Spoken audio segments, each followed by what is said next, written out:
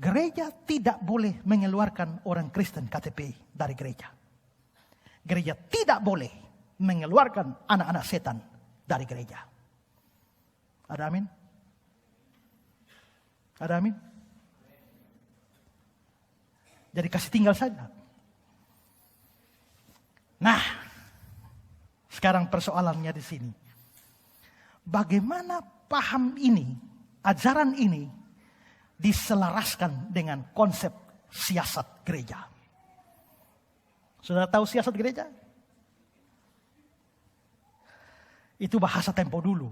Siasat gereja itu artinya disiplin gereja. Soalnya waktu saya bicara siasat gereja, Enson bilang, gereja kok pakai siasat? Oh tidak, ini siasat gereja ini adalah istilah. Istilah bagi pendisiplinan gereja.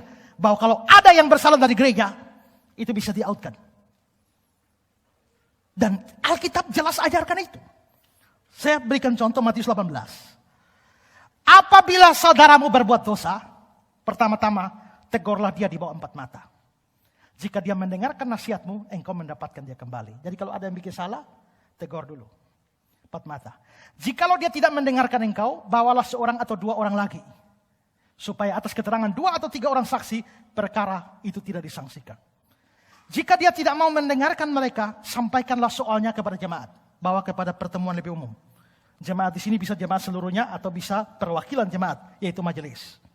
Ya. Sampaikanlah soal kepada jemaat, dan jika dia tidak mau mendengarkan jemaat, pandanglah dia sebagai seorang yang tidak mengenal Allah atau seorang pemungut cukai. Aku berkata kepadamu, sesungguhnya apa yang kamu ikat di dunia, terikat di sorga. Apa yang kamu lepaskan di dunia, terlepas di sorga. Jadi kalau ada orang bersalah, tegur dia 4 mata. Kalau tidak terima, panggil 2-3 orang saksi. Kalau tidak terima, bawa kepada jemaat. Kalau tetap tidak terima dan tidak bertobat, pandanglah dia sebagai orang tidak mengenal Allah. Kasih keluar dari gereja. Itu disebut siasat gereja. Tapi saudara, apakah itu berarti bahwa semua kasus harus melalui 4 mata, 2-3 saksi, jemaat, baru out? Apakah semua kasus begitu? Tidak. Ada kasus yang boleh loncat, langsung kasih out. Nah terus bedanya dengan ini apa? Coba kembali ke ayat 18. Ayat 15. Apabila saudaramu berbuat dosa, di sini Alkitab terjemahan baru hanya bilang berbuat dosa. Baca terjemahan lama, terjemahan Indonesia sehari-hari, New King James dan banyak Alkitab bahasa Inggris memakai kata against you atau melawan kamu. Apabila saudaramu berbuat dosa melawan kamu, berarti ini masalah pribadi. Kalau ini masalah pribadi, misalnya Pak bermasalah pribadi dengan saya panggil Pak tegur 4 mata. Kalau tidak mau, saya panggil 2-3 orang. Kalau tidak mau, saya lapor majelis. Kalau tidak mau juga, ambil keputusan, kasih keluar.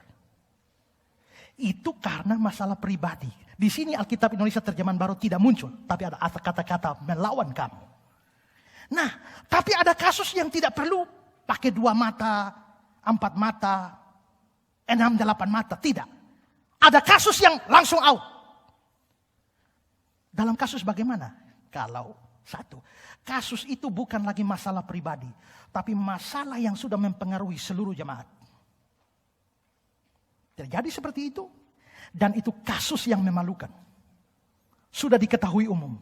Kalau seperti itu, out. Dasar Alkitabnya apa? Ada.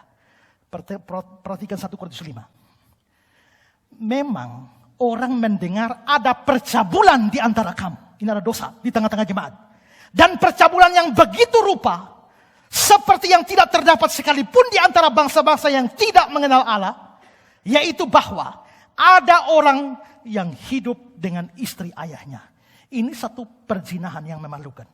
Karena apa? Karena orang bisa hidup dengan istri ayahnya. Kawin dengan ibunya. Ibunya bukan ibu kandung di sini. Tapi ibu kandung itu adalah istri dari ayahnya. Jadi rupanya ayahnya punya istri yang lain. Gundik.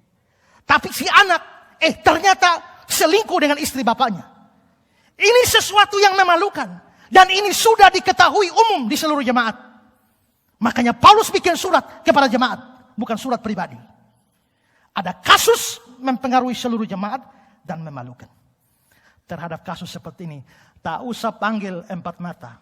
Tak usah 6-8 mata. Langsung eksekusi. Ayat 5. Orang itu harus kita serahkan dalam nama Tuhan Yesus kepada iblis. Wow, berat kawan. Langsung. Sekarang bandingkan 1 Timotius 1 ayat 19-20. Beberapa orang telah menolak hati nuraninya yang murni, dan karena itu kandaslah iman mereka. Di antaranya Hymenaeus dan Alexander yang telah kuserahkan kepada iblis supaya jerah menghujat.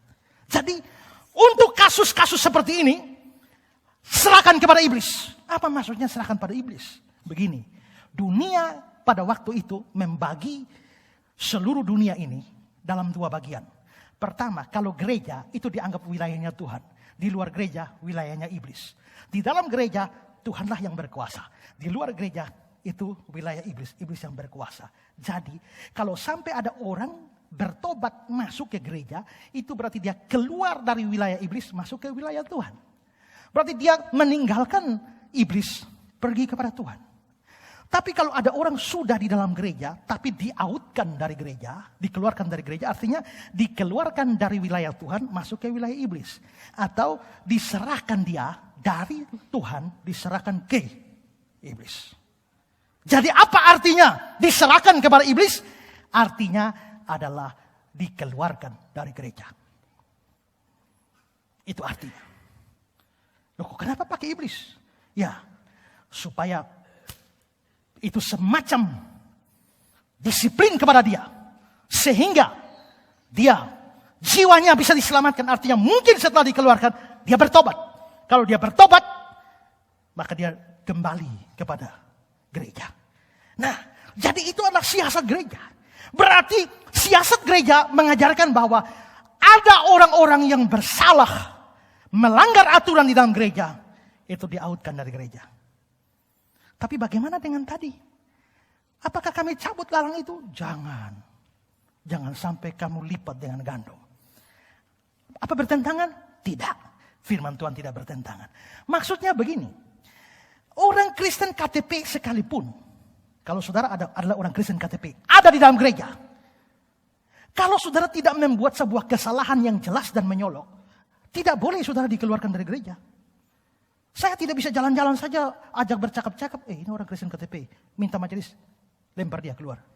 Tidak bisa. Dia memang orang Kristen KTP, tapi kalau dia tidak membuat sebuah kesalahan secara khusus, tidak boleh dikeluarkan. Mengeluarkan orang Kristen KTP dari gereja tanpa kesalahan, itu sama dengan mencabut lalang dari antara gandum. Dan itu dilarang oleh Tuhan. Sebaliknya, entah orang Kristen KTP atau orang Kristen sejati sekalipun, kalau dia membuat kesalahan dan kesalahannya itu mempengaruhi seluruh jemaat menyolok, dia bisa di-outkan langsung, atau kalau masalah pribadi dia bisa dituntun 4 mata, 6-8 mata. Kalau tidak mau bertobat baru dikeluarkan. Jadi ini tidak bertentangan. Dan ingat, Tuhan sendiri itu melakukan prinsip ini dengan keluarkan orang dari gereja. Saya kutip kata-kata Pak Budi Asali. Tuhan sendiri bisa mengeluarkan seorang dari gereja. Yohanes 15 ayat 2. Setiap ranting padaku yang tidak berbuah, dipotong. Jadi kalau ranting ini tidak berbuah, potong saja. Ya. Dan setiap ranting yang berbuah dibersihkannya supaya dia lebih banyak berbuah. Dan ini bisa dia lakukan dengan cara.